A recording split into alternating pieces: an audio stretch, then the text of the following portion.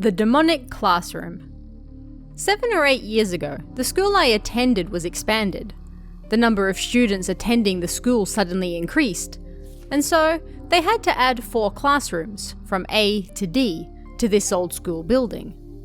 They finished building the A, B, and C classrooms, but for whatever reason, they were unable to finish the D classroom. Numerous strange events continued one after the other, such as people getting injured and some even dying mysterious deaths. Even after they finished finally building it and started classes, the strange occurrences didn't stop. 1 week after classes began, the teacher in charge of D class suddenly had a heart attack and just 1 hour later passed away. And the teacher who took after that then lost their mind and had to be hospitalized.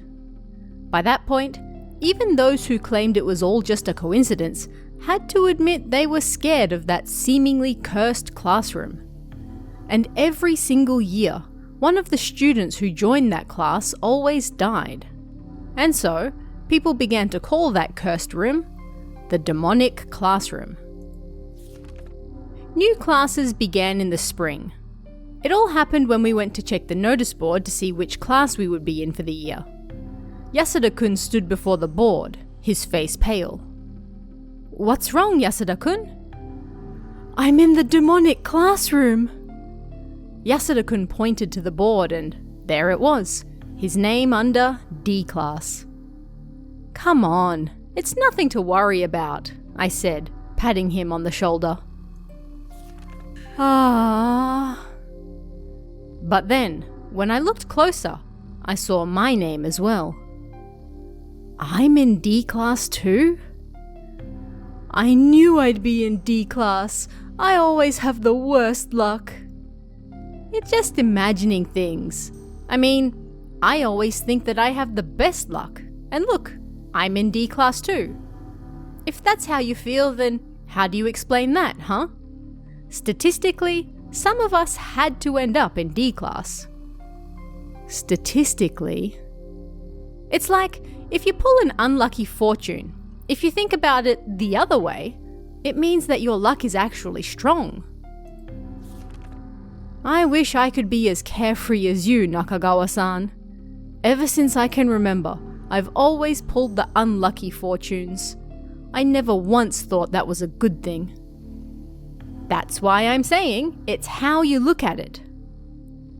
I know it's gonna be me again. The person who dies this year will undoubtedly be me. You're thinking about it too much. I bought a fortune over New Year's.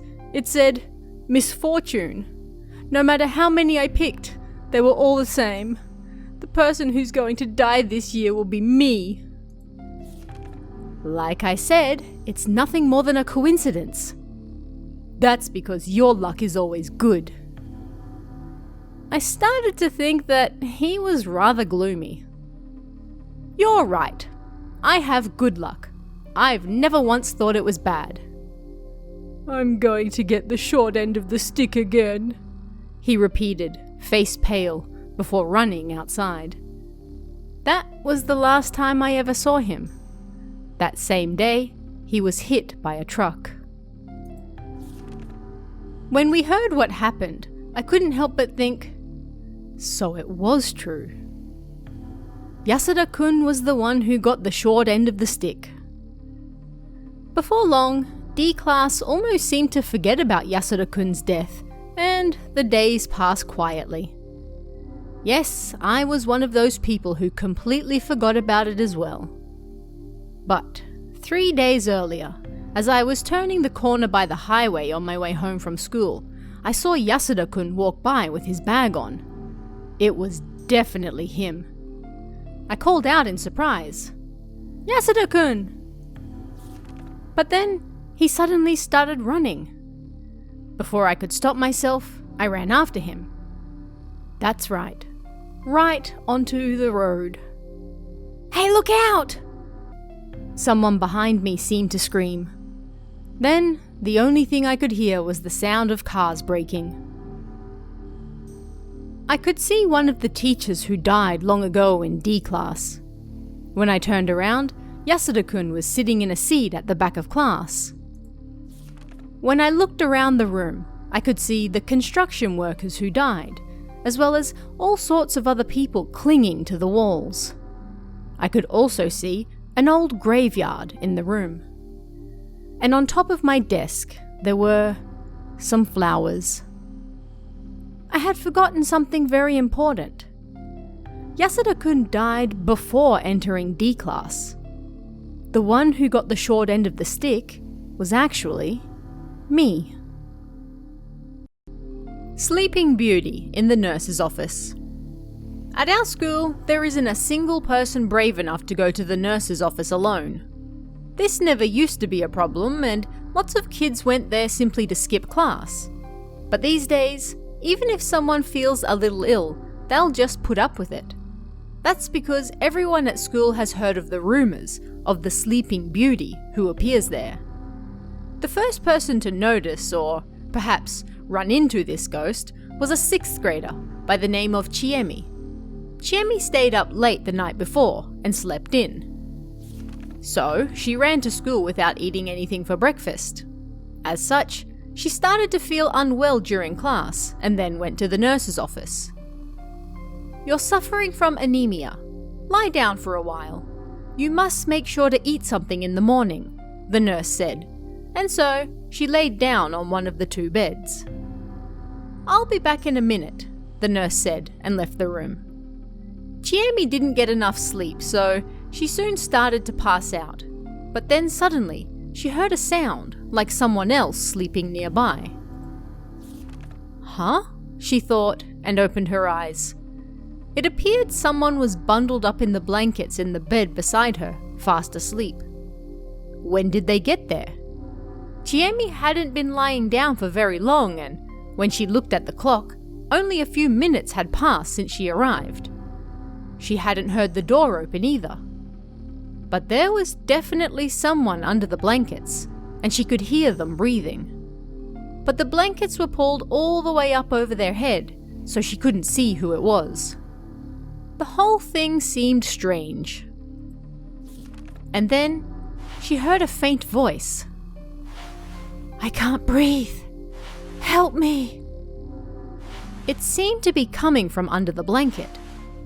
Surprised, Chiemi sat up. She listened closer, and it was definitely coming from the bed next to her. The voice slowly grew louder.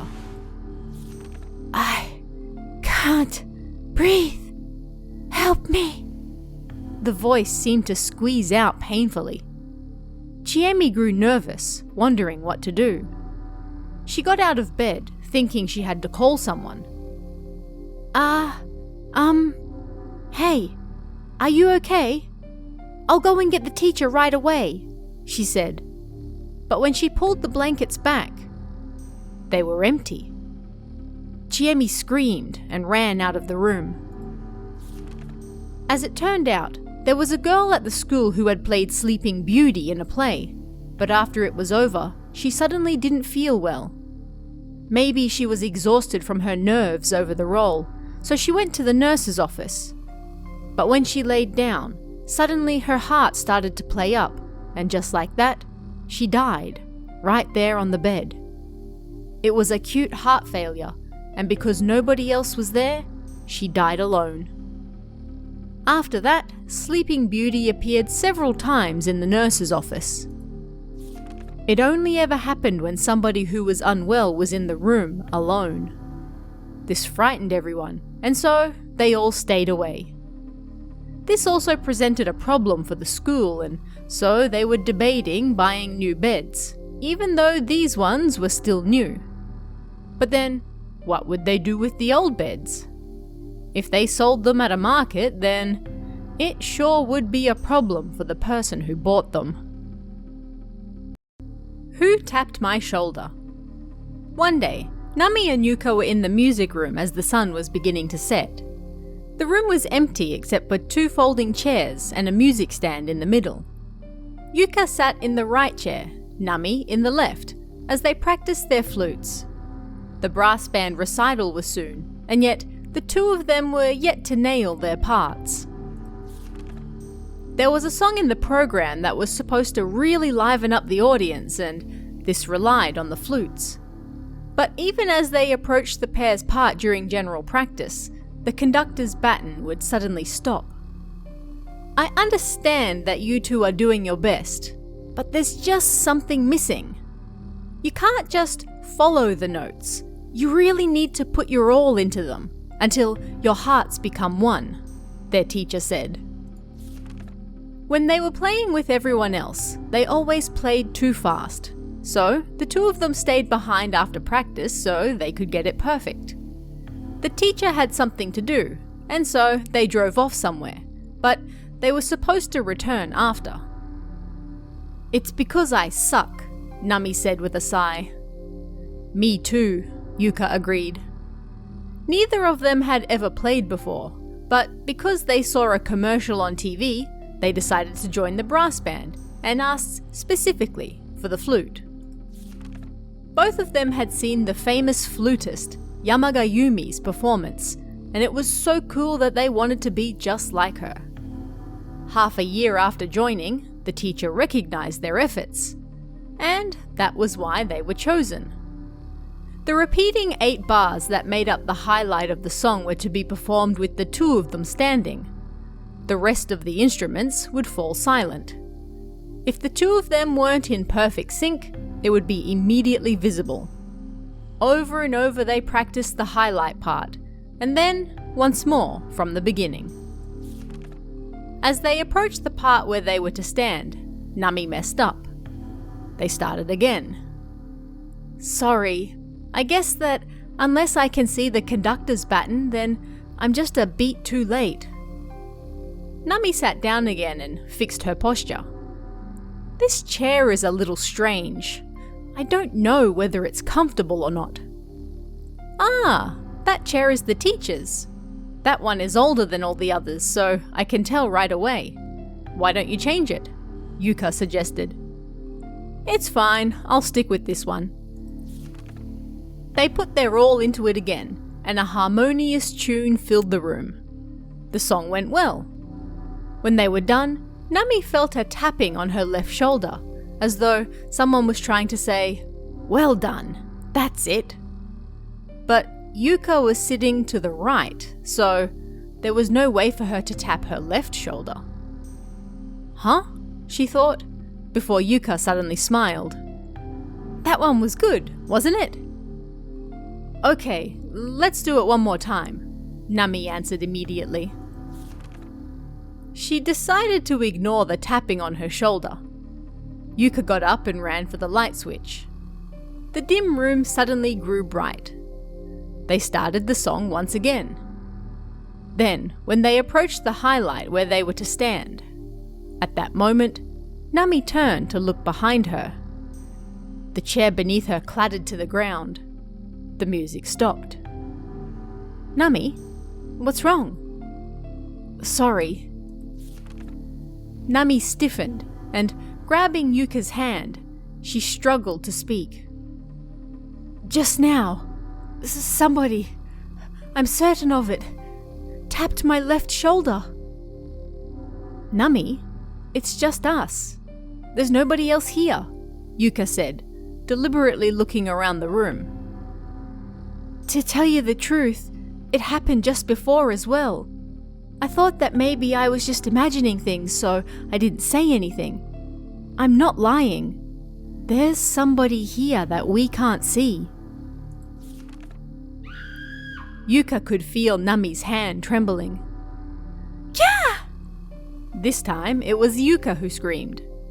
The pair grabbed each other and ran into the hall. After catching their breath, they peeked back inside the music room. What should we do? The teacher isn't back yet. It was a plain, brightly lit music room, and yet they still couldn't go in. Let's wait until the teacher returns. The pair sat down in the hall. Even so, it was still kind of creepy there too. They tried to chat to distract themselves, but they couldn't focus. Still, they waited. And waited some more. The teacher really should have returned by now, twilight bathed the school. "Let's ask," Yuka said and stood up. Nami understood what she meant immediately. The pair held hands and ran down the hall to the teacher's room. They peeked through the door, and the teacher on duty for the day was on the phone. When he put down the phone, he turned around and noticed them right away. "You two," he said, motioning with his hand for them to come in. "That was from your club teacher. He was just in an accident." "Eh? Seriously?" "It just happened, around 5:30. He was on his way back to the school and, you know that crossing near the bank? Well, a truck hit his car and I was just informed that he's now in the hospital." "Is he okay?" "He passed out for just a moment. He quickly came back to, but it seems he'll be okay. At any rate, an ambulance took him to the hospital. He has some light injuries, so they're going to treat him and do a few tests. But he called because he was worried about you two." Nami and Yuka gulped. Nami glanced at the clock on the wall. It would soon be 6 p.m. If he had the accident around 5:30, then... Nami and Yuka looked at each other. They were both thinking the same thing. Somebody unseen tapped her shoulder, and then the teacher's chair fell over. That all happened at 5:30, didn't it? The Skeletal Hand. Those in charge of cleaning the science room changed every 2 months, and the time to change came around once again. Oh, how depressing. Kato-san, you don't mind it? I can't stand the smell of the alcohol or medicine or whatever it is in there, Fukagawa-san said, screwing up her face. I hate the specimens they have of the frogs and fish and such. They give me the chills. Did you see that wall chart? It had veins and such on it. It looks just like a zombie. Not to mention the skeleton. Inside that glass case or whatever. I wish they'd do something with it. Like put it behind a curtain so we can't see it. A nice floral curtain. The skeleton? Ah yeah, it's naked so it's real creepy. They should put some clothes on it. But hey, Kato-san, are you brave enough to put some clothes on it? Fukagawa-san peered at my face, as though making fun of me. Yeah, no, I probably couldn't. It really did frighten me. There's someone who likes that skeleton, you know. Why don't we ask them? Eh? Who? Shirakawa-kun, the group leader. Apparently, he really loves creepy things. Huh. But would he really put clothes on it? I don't think any boys would actually do that. Yeah, probably not, huh? But if he was going to do it, I reckon he'd probably dress it up as something scary, like Dracula or a hopping vampire or something. Ew, no way. Fukagawa-san and I deliberately made our way over to the science room very slowly. Cleaning had already started by the time we got there. You're late. The group leader glared at us. Oh well, what else could we do? We had to do it. I grabbed the broom and got to work. As I was sweeping, I noticed something sparkling on the ground. Oh, it's the alcohol burner lid. I tried to pick it up, but it rolled further underneath the benches. I couldn't find it with the broom either. What are you doing? Are you already slacking off? No, the alcohol burner lid went under there. One of the groups must have forgotten to put it away after their experiment. Alright, let's move the bench then. Hey, everyone, come over here. Lend me a hand. And so, on the count of 3, everyone moved the bench, but the lid was nowhere to be found. There was a small gap in the floorboards, so it must have fallen through there. Huh, there's a square hole in the floor. Looks like a lid. Hey, take this. Let's open it.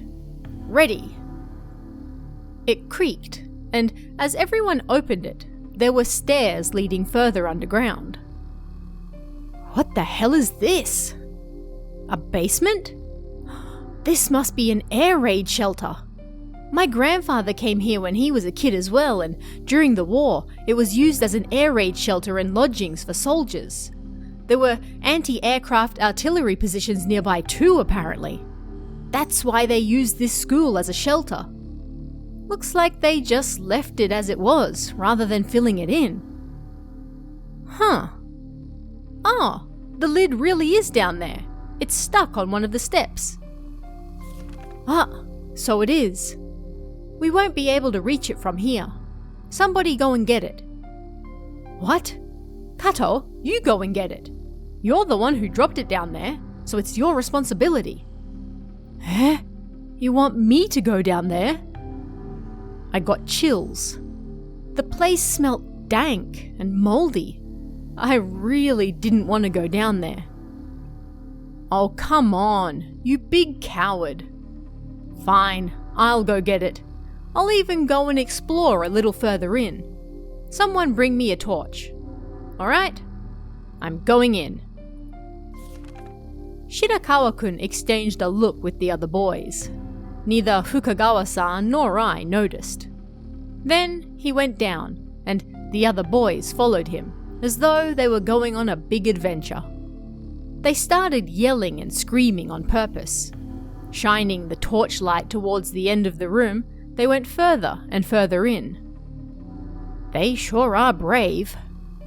Really. Fukagawa-san and I looked at each other. Wah! The boys suddenly screamed downstairs. Then they all came running back up at once. Bones! There was a skeleton! The boys all looked pale.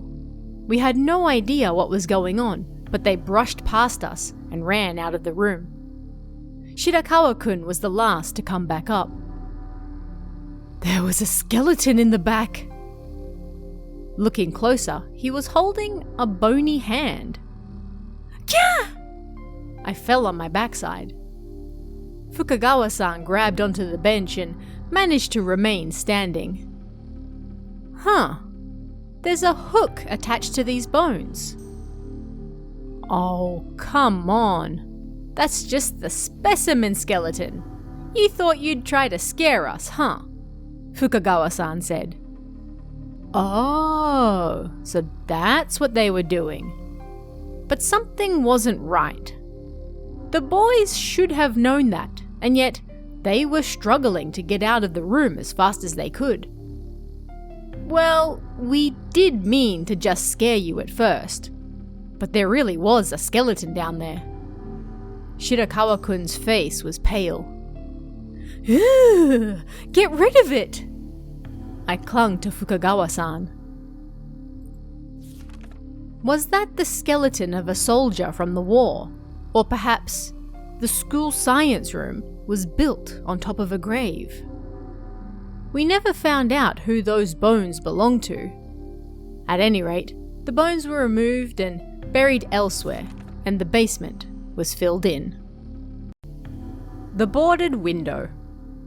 In the 3rd grade A classroom of the 3rd City Junior High, there was a single boarded window. Planks reached from the roof to the floor, and they were all nailed to the wall, despite the fact this window faced the sunny grounds outside. It all started 3 months prior. It was a pleasant, sunny autumn day. The 6th period was English class. Right as class was about to end, everyone was almost falling asleep. As the teacher wrote on the blackboard, numerous students looked outside, as though wondering if class would end soon. Then suddenly, someone screamed. Ah! What is it? The teacher said, turning around. The children looking outside appeared horrified. Was the only thing they could say, and then one of them finally pointed at the window. Eddie is... Eddie? Tachikawa Eddie? she's not at school today. What about her?" She just fell down past the window." "Don't be stupid." She really did. She looked right at me. Her face looked all weird and her eyes were wide open. Her mouth was open too." "Hey, Yamamoto, go and look outside," the teacher said. And so the boys all stood up and stuck their heads out the window. "There she is!" After that, everyone started screaming and running around. They quickly called an ambulance, but it was too late. She had jumped from the roof. She had taken her own life. Nobody knew why. She didn't leave a note behind, and nobody had heard anything about her having trouble in love, nor was she sick, and her grades were just fine. But people could somehow understand. All the girls said, "Isn't living just such a hassle?" Yeah, I mean, I don't really care either way, but it's like, I've had enough already, you know? There's nothing interesting to do either. Exactly. At times like that, even the nice weather feels stupid. For real. But like, I'd do it in a less painful way. Jumping seems pretty scary. My legs wouldn't take me forward. That was how it really was, wasn't it? Eddie was no doubt terrified as well. The person who saw Eddie's face as she fell said she looked absolutely terrified, and that look was burned into their brain. The next day, they even broke out into a fever and had to miss school. Several days passed after that, and the class got back to normal. But then one day, when the weather was fantastic again, it happened during some afternoon class. Midori stared out the window, not listening to what the teacher was saying, when suddenly she screamed. Everyone turned to look at her at the same time, but Midori covered her face with both hands and put it down on the desk. "Hey, what's wrong?" the teacher asked, but when she finally looked up, her face was pale. Eddie was..." "Eddie? What about her?" "She just fell past the window. She looked right at me with wide open eyes." "There's no way. You all went to her funeral not that long ago, did you not?" The teacher walked over to the window and looked outside. "There's nothing there. You just imagined it. You were looking outside without listening, so your eyes have gone a bit weird." And that was the end of that. But the strange happenings continued. More and more people came out claiming to have seen the same thing. Always when the weather was the same as that fateful day. But the time was always different. It wasn't always during the end of 6th period. Sometimes it was during the 5th period. Sometimes before lunch. It even happened during the 1st period once. But every time, she fell with her long hair spread out, her eyes and mouth wide open, and that horrifying expression on her face. 5 students saw her, then 10, and by that point, when the weather was nice, not a single person would dare look outside. Because nobody knew when she might fall. It could be in the morning, or perhaps in the afternoon. But being on edge for so long, it wasn't like they could just keep their eyes on the blackboard either. Every now and then, someone would accidentally turn to look out the window. Then they would see her, scream, and the class would be chaos once more. And then, finally, the teacher saw her as well. Eddie no doubt must have hesitated numerous times before she jumped. Then, when she made up her mind, she took a single step forward. At that very moment, her heart did a complete backflip. Ah, the ground! That fear no doubt turned to relief when she realized her other foot was still firmly planted on the roof, and her hands were gripping the fence. "I'm still alive," she must have thought, before dragging herself to the corner and curling up for a short while, before deciding to try again. But next thing she knew, her hands were tightly gripped to the fence again, and the rest of her was still on the roof. She must have felt that fear over and over again.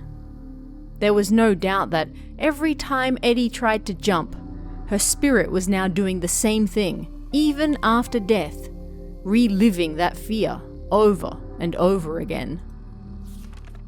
If so, then how terrible it was.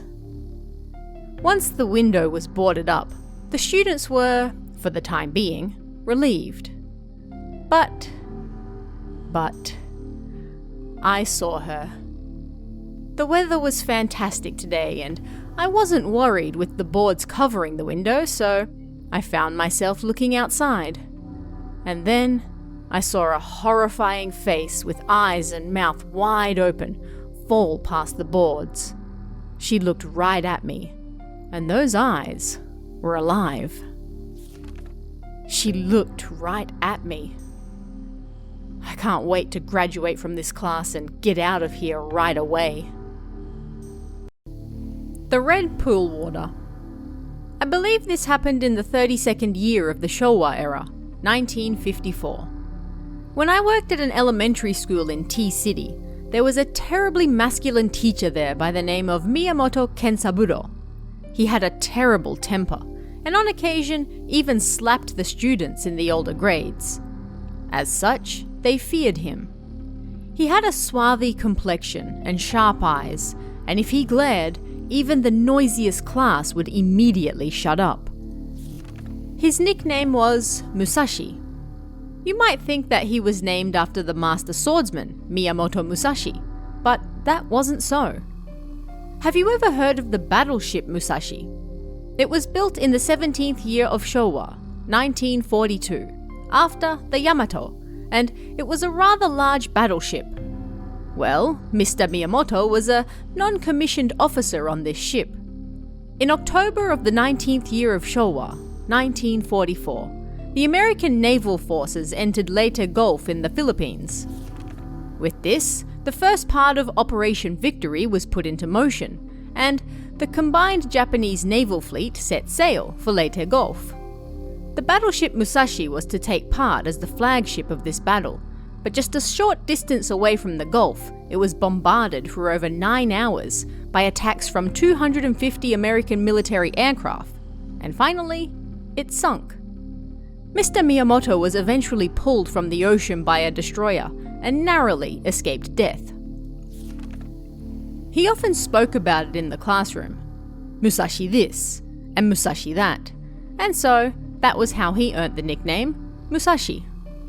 Even though he was in his 30s, he was great at sports too. He was good not only at kendo, but also tennis and apparatus gymnastics. But it was swimming that he truly excelled at.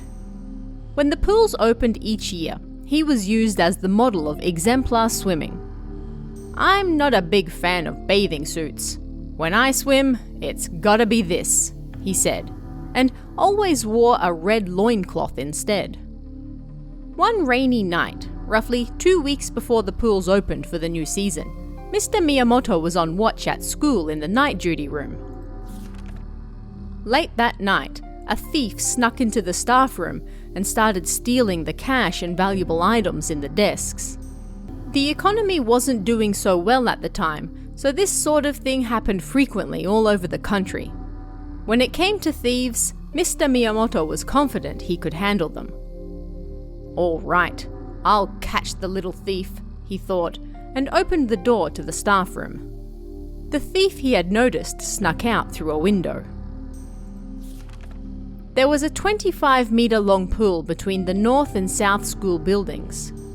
There was no fence around it, and so Mr. Miyamoto caught him as he was near the pool's edge, and the two men got into a scuffle.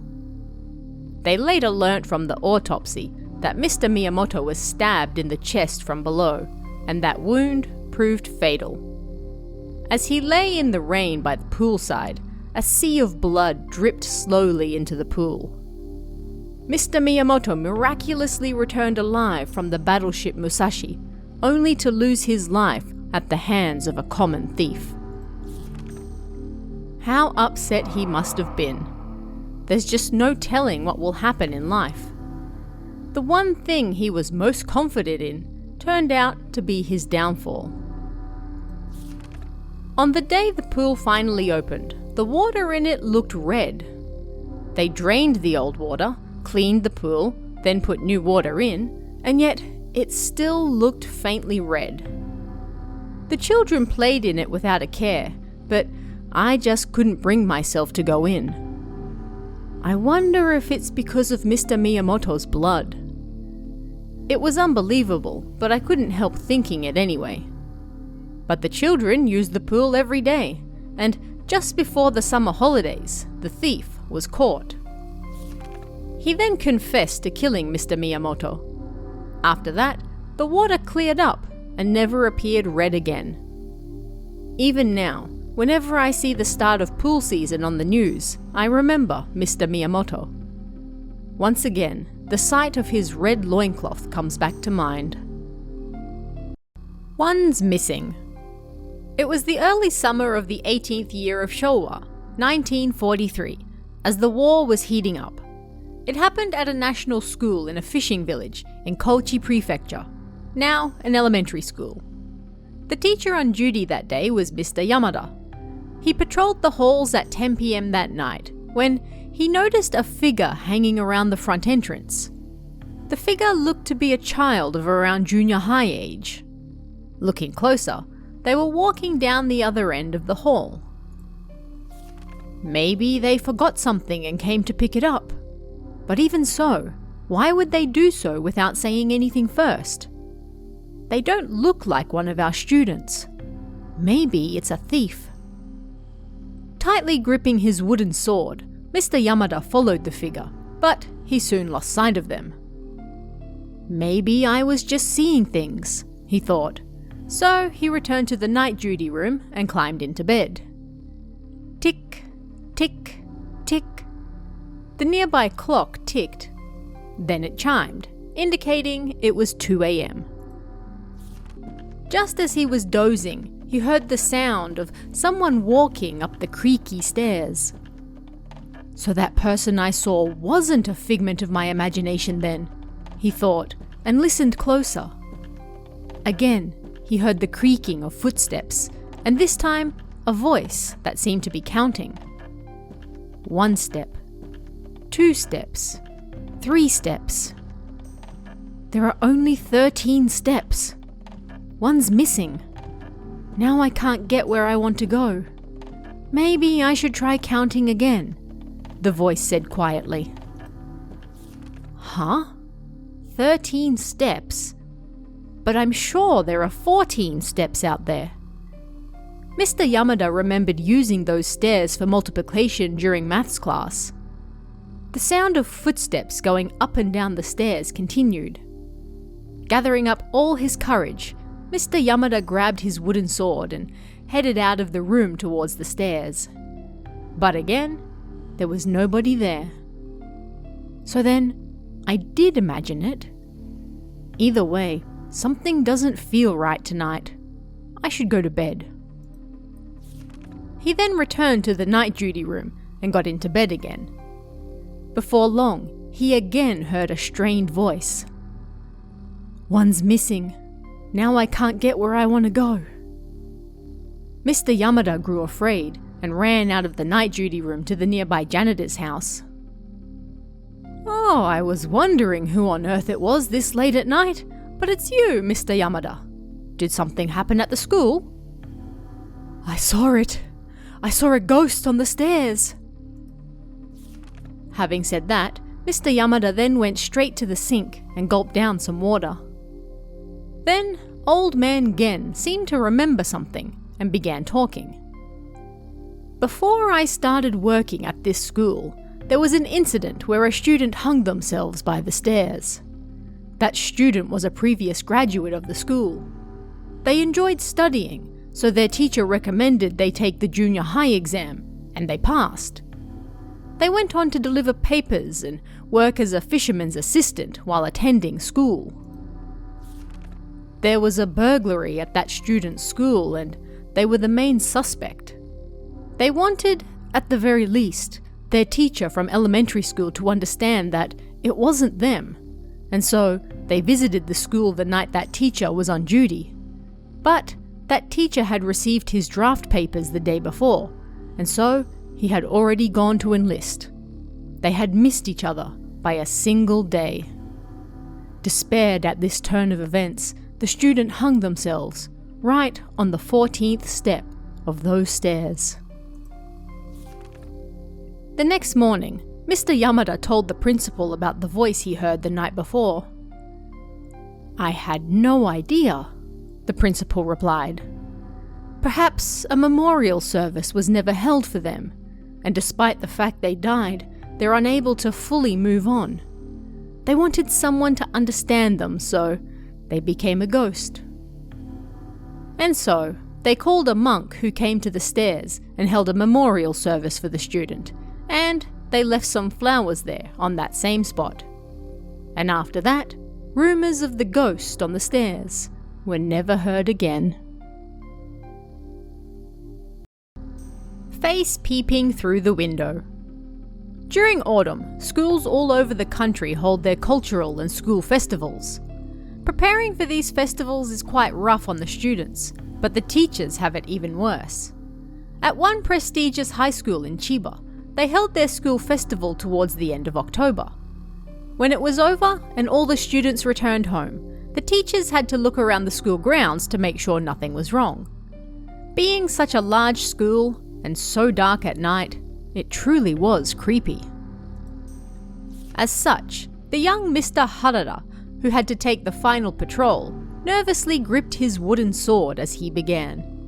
He walked around, shining his torch here and there, when suddenly he saw a figure in the corner. Panicking, he shone the light there and realized it was a large doll from the festival that hadn't been put away yet. Even so, its unmoving eyes looking right at him were still creepy, and in the light, it looked like blood was dripping from its nose. After that, he followed the preset course around the school, doing his best not to look at anything, until he reached one of the classrooms. For some reason, one of the upper windows was still open. "What's this? Jeez. Oh, if I use this, then I won't need to climb on a desk." Mr. Harada extended his wooden sword, which was the perfect length, and just as he was about to close it, a chill ran down his spine. Right on the other side of the window, he could see something white. "Ah, it's just my own face," he thought, and sighed in relief. Just in case, he looked again. But it wasn't his own face. It was the face of a girl. Her hair reached her shoulders, and although it was dark on the other side of the glass, he could clearly see her uniform. She seemed to have her face pressed tight against the glass as she looked into the room. "Hey, who are you?" Mr. Harada asked suddenly. "What are you doing at this time of night?" He went to open the lower window, but the moment he unlocked it, he jumped in surprise. That's right, he was on the 5th floor. How on earth could someone be standing on the other side of the window? There was no landing out there. At that moment, the girl's face warped strangely and then grinned. Mr. Harada ran from the room and then almost tumbled down the stairs. He ran as fast as he could all the way back to the teacher's room, his legs and his back and his heart exhausted. But what on earth was that? That wasn't our school uniform either. If he had opened the window, then maybe he would have been pulled outside and dropped from there. And whenever Mr. Harada tells this story now, he still has a tense look on his face. 3 o'clock Granny. Have you ever heard the story of the 3 o'clock Granny? If you're in the school toilets at exactly 3 o'clock, then you'll hear a cackling coming from nearby, and that's her. I don't know why it's at 3 o'clock, but either way, it's creepy. On that note, at my school in Shimane Prefecture, If you enter the third stall in the girls' toilets on the third floor at 3 o'clock, then you'll be able to hear it too. An old woman's voice. "Let me out! Let me out!" A faint voice coming from inside the walls. "Let me out! Let me out!" Without even finishing your business, you try to run out in a panic, but the door won't open. You can push and you can pull, but it won't budge. You might even wet yourself in fear. At any rate, once you've done exactly what you actually came for, then the door will open like nothing was ever wrong anyway. And, well, that's it. Fear makes people afraid. And so, at 3 o'clock, people stopped going to the girls' toilets on the third floor. But of course, that's not the end of the story. This happened during the rainy season, as there wasn't a single sunny day over a whole week. Rain apparently leaked through the roof on the third floor and it left a large stain on the wall. Whenever the children looked at it, they all cried, "It's the 3 o'clock granny! It's the 3 o'clock granny!" It was true. At a glance, it looked like a slim old woman bent over. A sign on the wall said third floor, and right next to the 3 was the old woman's head. As the days passed, this stain took a more distinctive shape, but not only that, the colour of it started to change as well. It started to turn red. Let's call it a muddy red colour. One student went and put their nose near it to smell it. "What is this smell? It's strange." I was standing next to them at the time, and before I could stop myself, I sniffed it too. Instantly, a chill ran down my spine. No doubt about it, that was the smell of blood.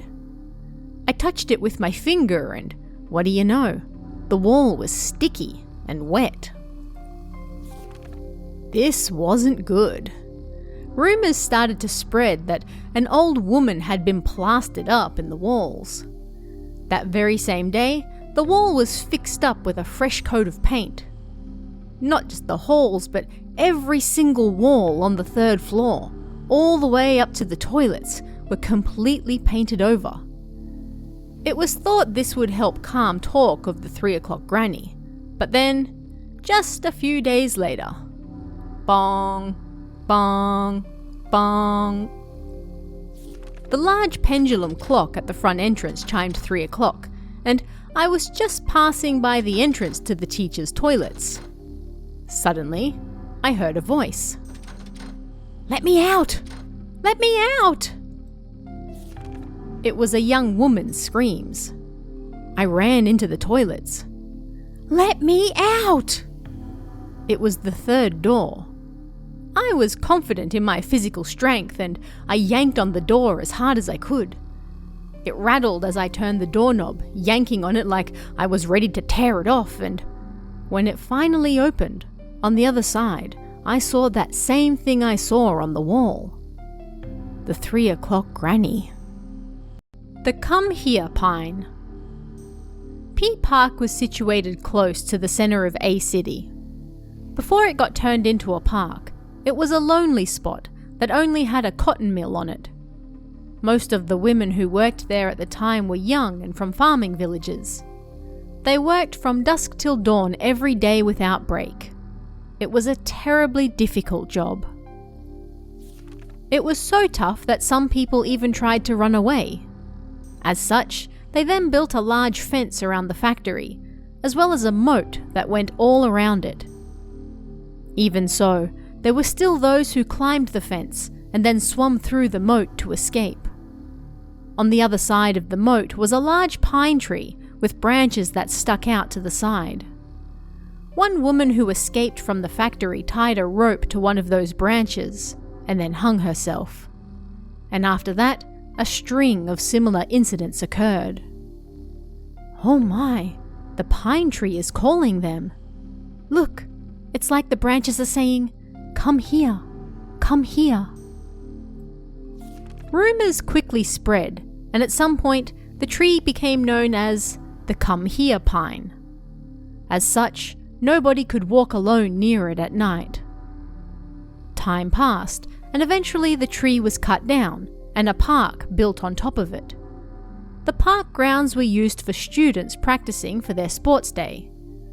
The 5th and 6th graders relay, marathons, etc. It was much easier for them to practice on the park grounds than on the small school grounds. But several people found themselves injured whilst practicing there. Most people were injured either on the head, face, or chest.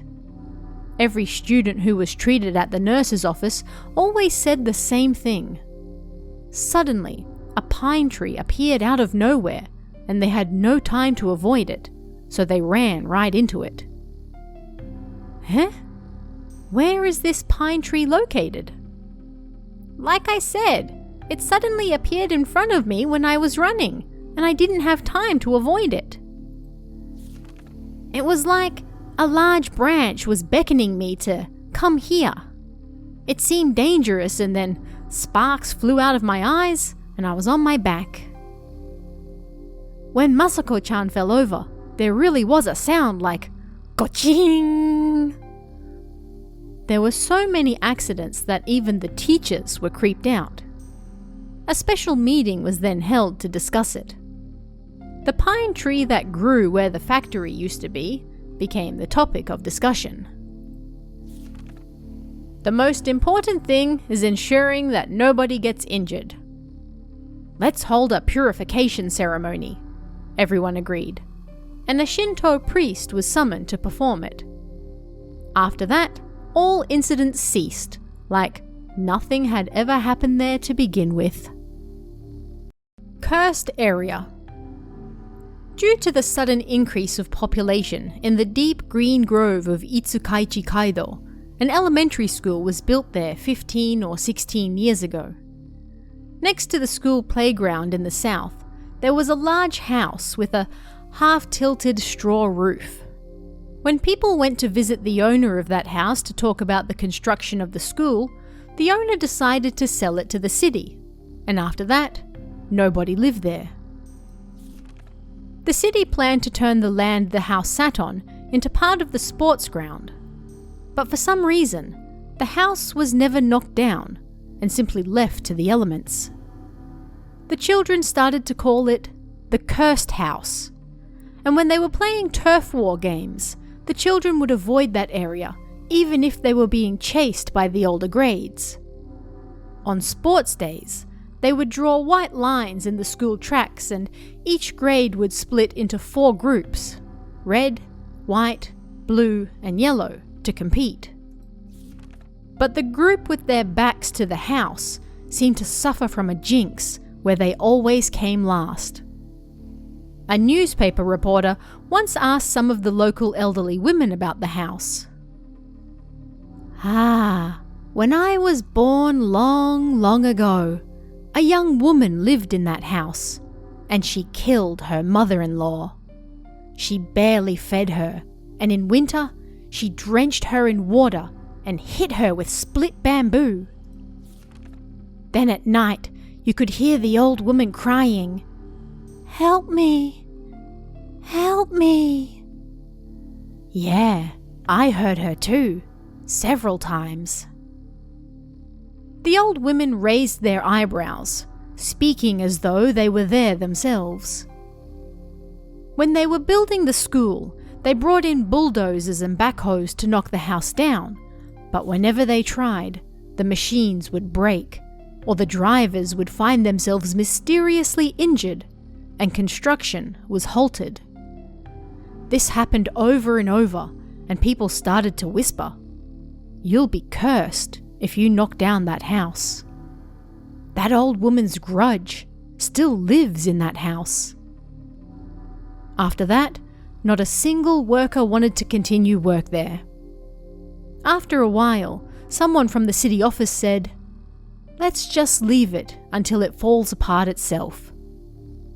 So it was decided, and so it's still there, even now.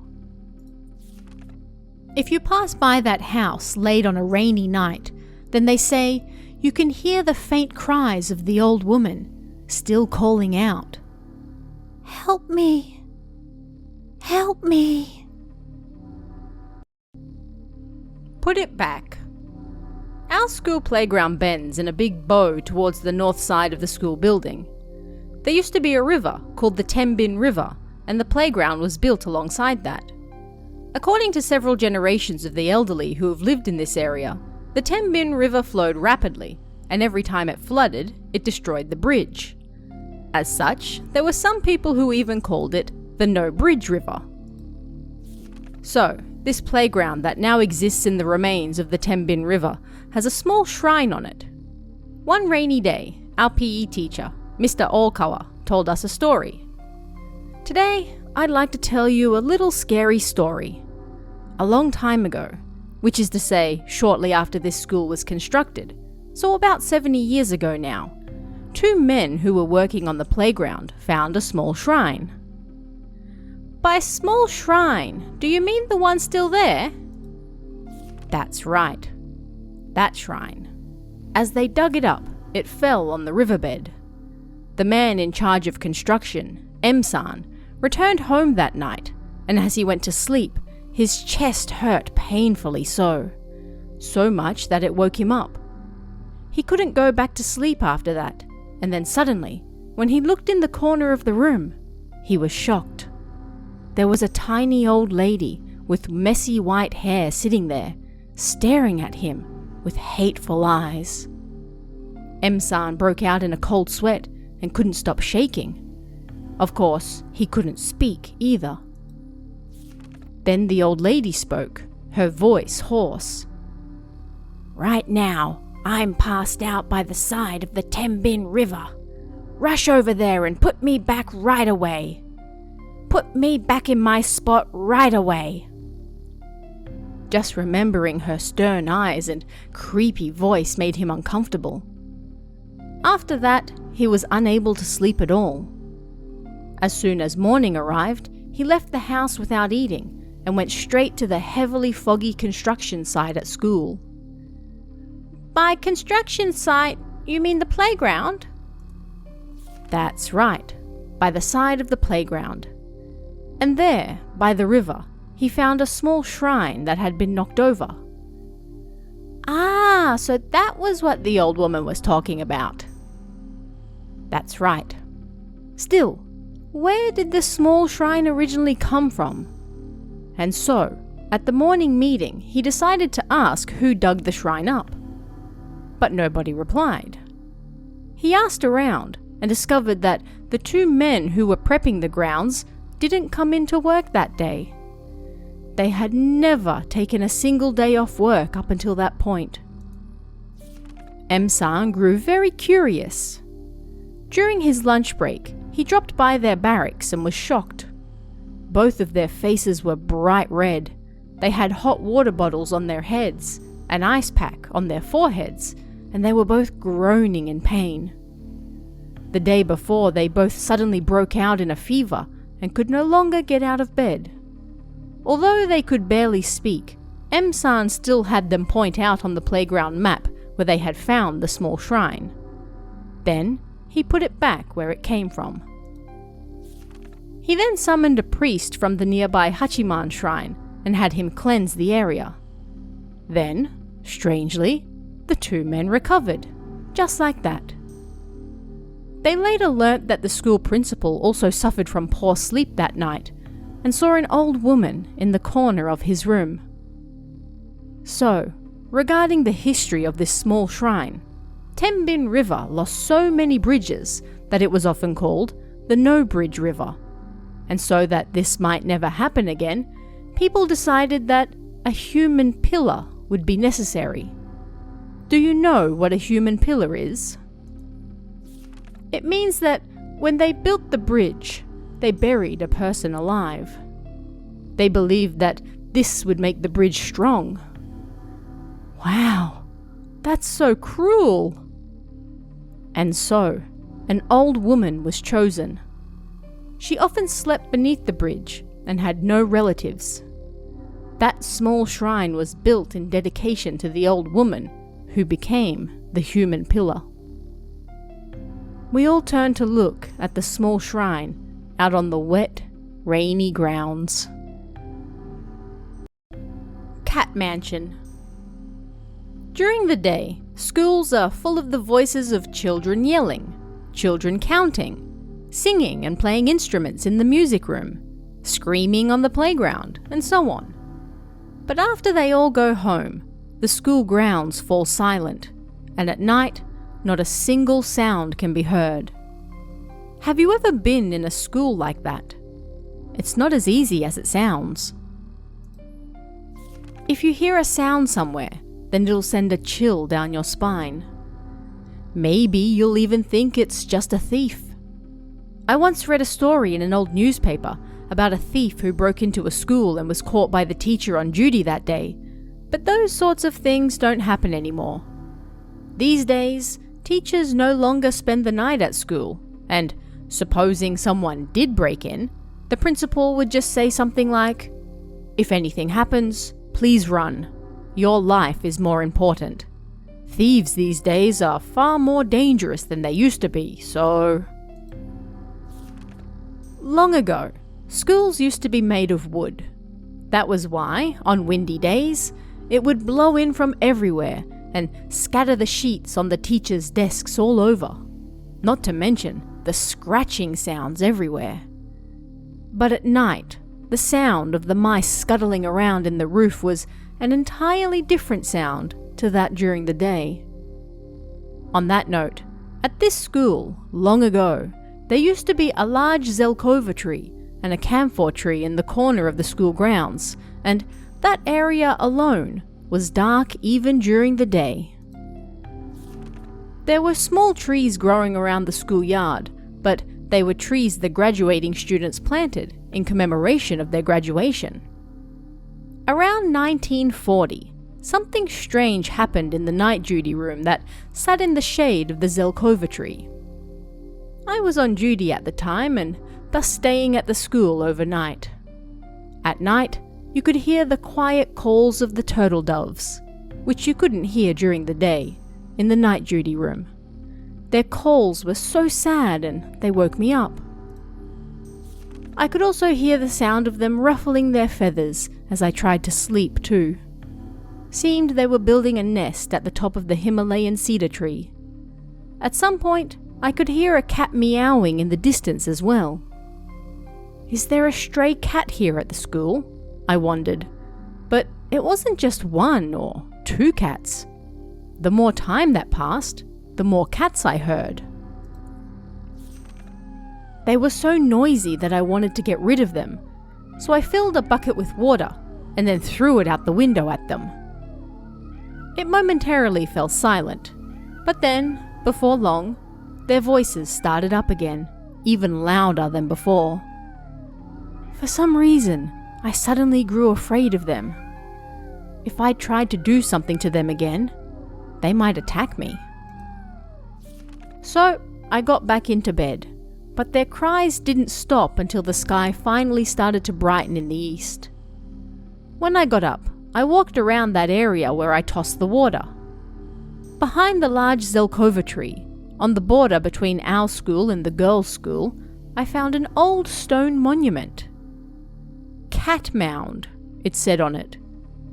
I mentioned this in the staff room that morning, and one of the teachers who had been at the school for a long time told me a story. Long ago, there used to be a daimyo's mansion on these school grounds, and the princess who lived here had a cat she loved dearly.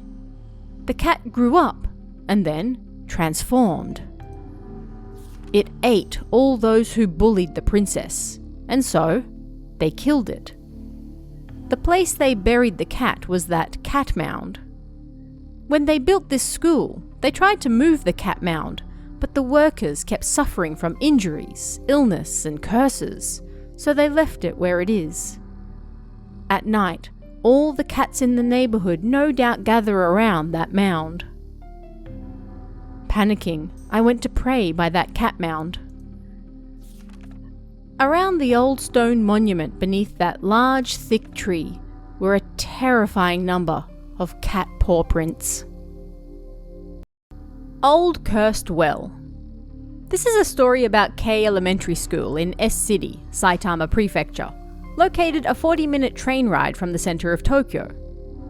It's the same anywhere that's only 30 or 40 minutes from the city center, but S City found its population growing over several decades, and its initial population of 70,000 grew to 130,000. Several problems present themselves when a population grows so suddenly. One of those is that you need more school classrooms. Even at Kei Elementary in S City, they are currently adding another new building next to the current one. The U Construction Company, famous amongst the locals, took on the job, but for some reason, people kept getting injured on the job. First, the person putting up the scaffolding slipped and fell. Then the person who had to bend the steel bars got their finger caught in the machine. And the person who worked with the chisel hit it into the concrete, only to have the blade bounce back and hit them in the eye. They almost lost their eyesight. And a worker dealing with the hopper, the machine that transfers concrete to high places, got caught up in the wires. Accidents continued to happen one after the other. When the company president heard about all these incidents happening in such a short time, he said, "These things happen sometimes. We'll just have to be more careful from now on." No matter how much they informed the workers' compensation insurance company about what was going on, with so many incidents piling up, the director from the supervisory bureau issued warnings and conducted investigations, which made matters even more difficult. People were also losing faith in the company, so they could no longer ignore what was going on. Even though we are currently building the extension to the classrooms, we have now carried out the groundbreaking ceremony as we should have done when we started. But I can't help feeling that something has cursed us. The construction company president had a feeling that the site where the work was being carried out was the cause of the disturbance, so he decided to ask if any of the regular workers were graduates of the school to see if they had any ideas.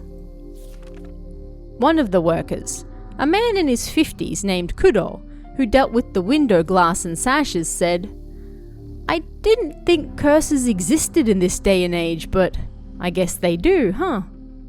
I graduated in the 27th year of Showa, 1954, but just before graduation, there was a fire in the lunchroom, and then some strong winds spread the fire to the main building, and it all burnt down."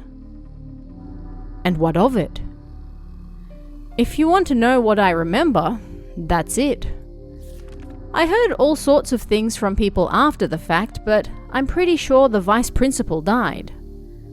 The teacher on duty that night took shelter from the cold in the night duty room, but then fell asleep, and because of that, they were too late in discovering the source of the fire. The teacher on duty ran and only suffered light burns, but it was the poor vice principal who suffered the worst. He lived only 1 kilometer from the school. When he learnt it was on fire, he got on his bike in his pajamas and rode right over. But the school was already fully ablaze. And yet, still he tried to run into the principal's office to grab some important papers, yet the firefighters stopped him. And so he went around to the back, climbed the fence, and went in through the building ablaze in the west. There was someone who saw him do so, but that was the last anyone saw of him. When dawn broke, they realized he was missing, and there was a huge commotion. There were rumors that he died in the flames. The principal was away on business in a different prefecture on the night of the fire, and so the vice principal was responsible for the entire school. He had always been a man with a strong sense of responsibility. One night, several days after the fire, the ghost of the vice principal stood by the principal's bedside. "I'm terribly sorry," he apparently said. He was dressed in his pajamas and soaking wet. The principal immediately woke up. He thought it was nothing more than a dream. If his clothes were wet, then does that mean... His heart pounded. He waited for dawn and then went straight to the burnt-down school. He went to the west building and looked down the old well. Just as he expected, something inside the well wasn't as it should have been. It seemed the vice principal had felt responsible for what happened and took his own life. The well was sealed shut after that, and before long, people forgot both about the fire and the vice principal's death. The extensions we're building now are right where that old well used to be. Maybe it's a curse from that. I mean, didn't they used to say in the past that wells connect this world to the other side? When the well was destroyed, the ground was used as part of the school's playground, so the vice principal's ghost was able to control himself. But now we're building a new building on top of it. Maybe he can't stand it. And that's why disasters keep happening. At the very least, we should summon a monk and hold a memorial service for the vice principal who threw himself down the well. I had no idea. The company president did as Kuro-san suggested right away, and they held a memorial where the old well used to be. Perhaps that soothed the ghost, because construction went off without a hitch after that. Children at the Tanabata festival. After finally becoming a student at a music college like she had always wanted, Miyuki soon made friends with a girl by the name of Tayako, shortly after the entrance exams. The two promptly started walking around the campus, all excited. This school had one small hill, which made up the entire school grounds, and was surrounded by green woods and lawns. Among the trees you could find the modern tiled school buildings, halls, and student dorms, as well as statues befitting a music school, such as Bach and Mozart. It's so nice. It's just like a park. It really is. All these fir trees. It's just like a scene out of a foreign movie. But something about the place was strange. If they had to put their finger on it, it was the stone lamps that dotted the Western-styled landscape. Hey, don't you think they don't really fit here? Yeah, it's really strange. Why are there stone lamps next to the statue of Bach? Feels like there has to be a reason for it. The two soon learnt one from one of the older students. The story went something like this. As the end of the Pacific War approached, Japan was hit by air raids from American forces. Big cities, such as Tokyo in particular, were hit almost daily, and numerous people died. Big kids in elementary schools were evacuated to air raid shelters, separated from their parents, and then they were all moved to temples and other such meeting grounds. And here, close to Tokyo, numerous school children were evacuated as well. But even here, where they were evacuated, there were air raids and bombs dropped. Everyone was so scared they huddled together, and because they were too slow in escaping, they all died, just like that.